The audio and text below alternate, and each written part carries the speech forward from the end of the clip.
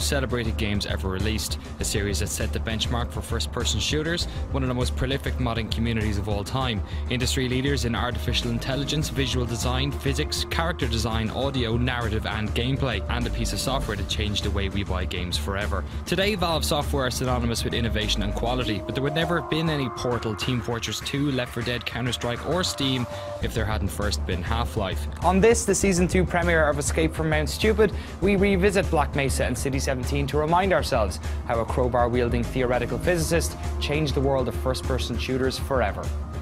Twice.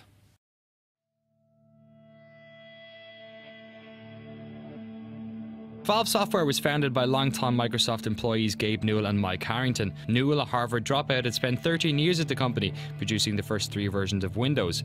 Over the years, he and Harrington became so-called Microsoft millionaires, and inspired by Michael Abrash, who left the Big M to work on Quake with id Software, they left to found Valve in 1996. Abrash himself would eventually join Valve in 2011, but not before helping them secure a license to the Quake engine. This would be the backbone of their first game, a sci-fi first-person shooter set in a secret American research and development lab. Harrington would act as programming lead on the project, his only for Valve, and it would be named after the time required for half of a sample to undergo radioactive decay. Good morning, and welcome to the Black Mesa Transit System. Right from the off, it was clear Half-Life wasn't going to subscribe to the rules of its genre peers. Instead of sending you straight into the action, it began with a 5-minute train sequence set during your character's commute to work. And the protagonist wasn't a soldier, ninja or space marine, he was white-collar Gordon Freeman, an MIT graduate and theoretical physicist. Hardly everyone's typical hero then. The significance of this sequence can't be underestimated. It fills in backstory and serves as a safe zone for the player to get to grips with the game's controls without the need for a ham-fisted tutorial. You know, those bits modern games have that treat you like a 5-year-old. Jump here, duck here, shoot this guy, press the button. But more importantly, it allowed you time alone with Black Mesa, striking an atmosphere, setting the mood, showing the scale of the facility and teaching the player that visually exploring the environment is important. This continues after you've reached your destination, Sector C Test Labs. Morning, Mr. Freeman. Looks like you're running late. Colleagues fill you in on the day's proceedings, you explore the office, engage in small talk, step into your hazard suit, and if you choose, act like a complete jerk. My God, what are you doing? Come on, Gordon. You trying to get me into trouble? While most games would be itching to put a gun in your hand at this stage, Half-Life was more interested in immersing you in the world of Black Mesa, giving you friends, colleagues and workflow, giving you something to care about, something to lose, showing you the norm so that when it all goes tits up, the chaos feels real. And tits up it does go. A mysterious suited man instructs the science team, who in turn instruct you to insert an undefined sample into the anti-mass spectrometer, and it all goes wrong. This causes a resonance cascade, opening a portal to a different world through which bunches of alien nasties pour through. Initially, at least, your job is simply to survive. Yeah, we might stand a better chance if we team up. You could spend hours explaining every single gameplay nuance in Half-Life, but the crux of the Half-Life experience is delivering the joy of discovery to the player by playing around with the game's variables. So the game has a variety of weaponry, locations, enemies and mechanics, but it's the diversity and the compelling results of combining them in new and interesting ways that creates satisfying gameplay. As you make your way through Black Mesa, you're continuously drip-fed information about the rules of the game world.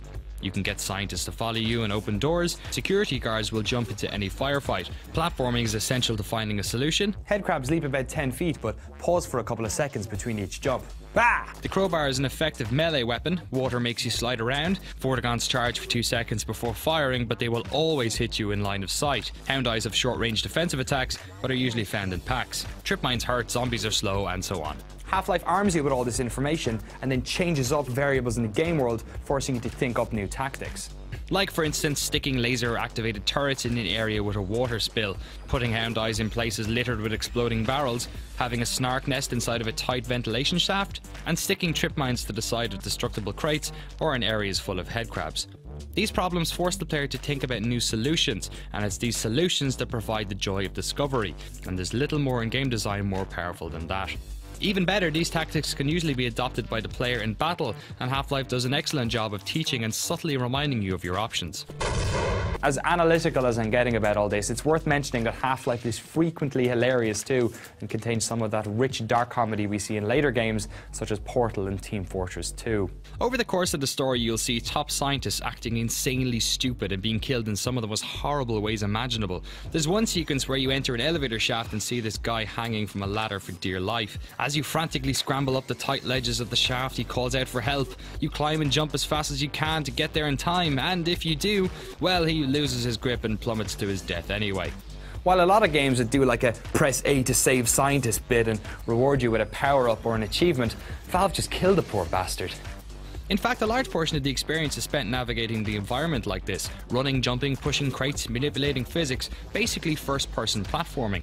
Over the course of the game, you'll become so familiar with the abilities and limitations of your physical form that you rarely have to think before trying a jump, vaulting over cover, or diving to safety. Half-Life really is a masterclass in game design. Every single environment is littered with memorable moments, and even run-of-the-mill action is rewarding. One example of this is a seemingly innocuous turret sequence that happens during surface tension. So you wander through a tunnel and come across a machine gun turret placed at the bottom of a hill leading up to an open area. Visually, you're immediately shown where the threat is, this raised rectangular area in front of you here, and right on cue a load of Vortigaunts starts spawning into the area. Turret sequences in most games are usually just stuck in there to break up the regular gameplay. You fire at the guys you think are hurting you the most, usually the ones closest, but you don't really know if you're playing it right until you get to the end and you've survived. The experience itself is unsatisfying, and the feeling of accomplishment at the end is minimal. Earlier in Half-Life, you're taught that the Vortigaun's only power will always hit you in line of sight, regardless of distance. Usually you'd find cover to block these attacks, but this long tunnel doesn't have any.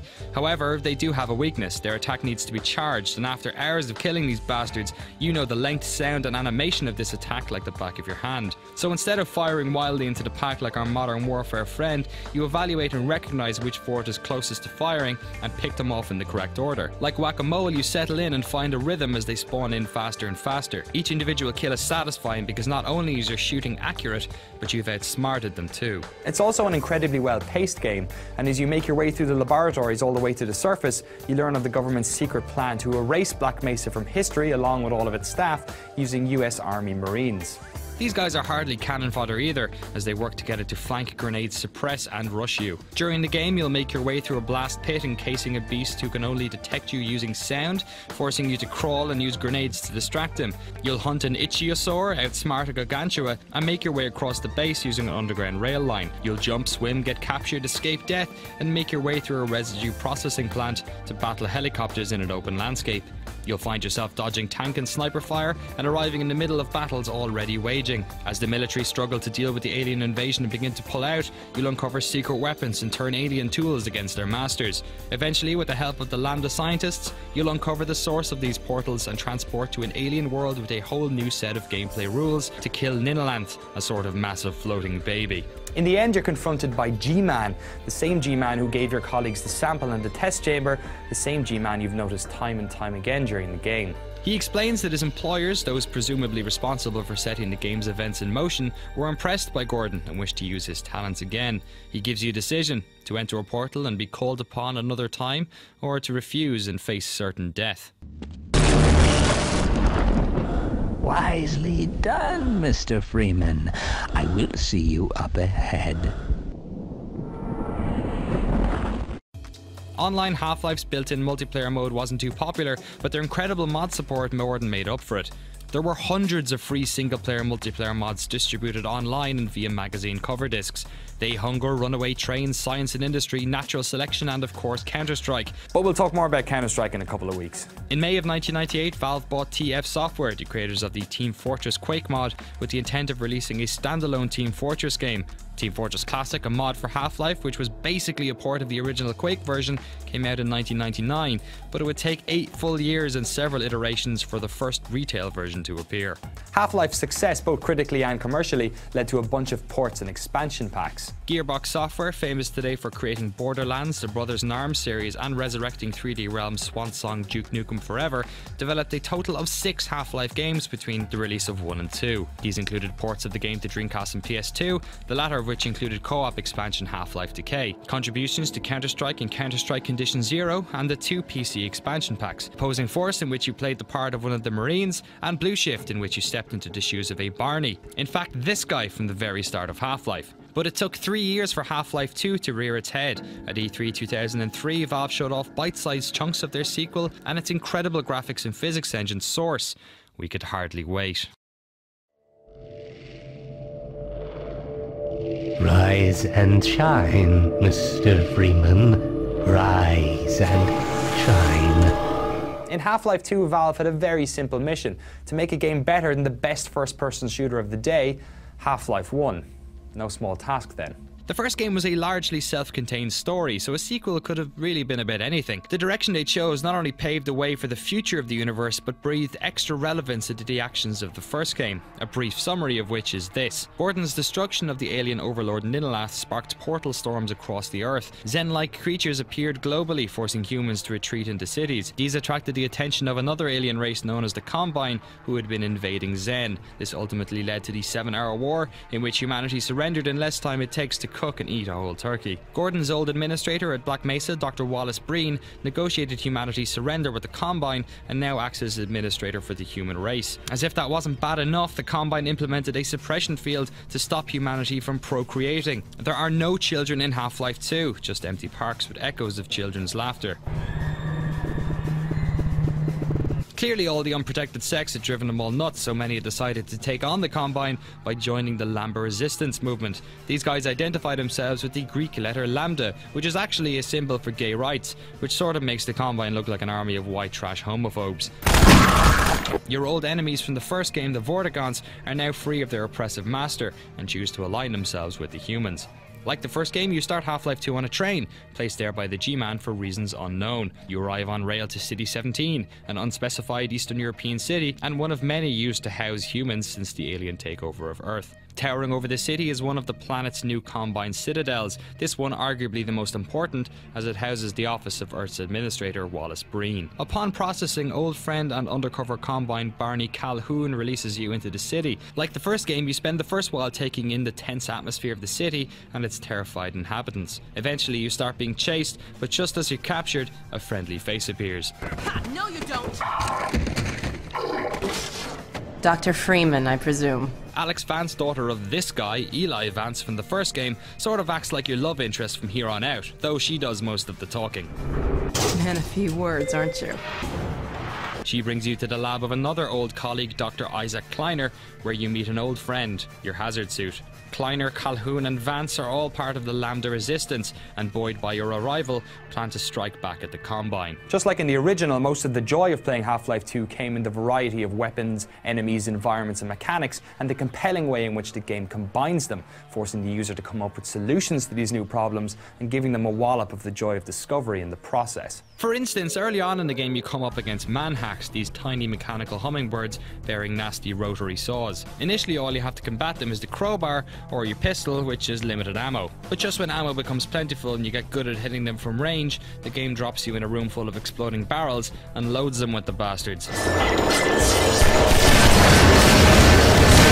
However, the biggest game changer in Half-Life came in the form of the zero-point energy manipulator, or gravity gun, which basically lets you pick up anything in the game world and use it as a devastating projectile. Initially, these come in the form of boxes, barrels and saw blades scattered around Ravenholm, which teaches you to search the floor for throwable objects in every environment. So when later in the game you're back in the city and you spot an incoming manhack, that voila moment is simply priceless.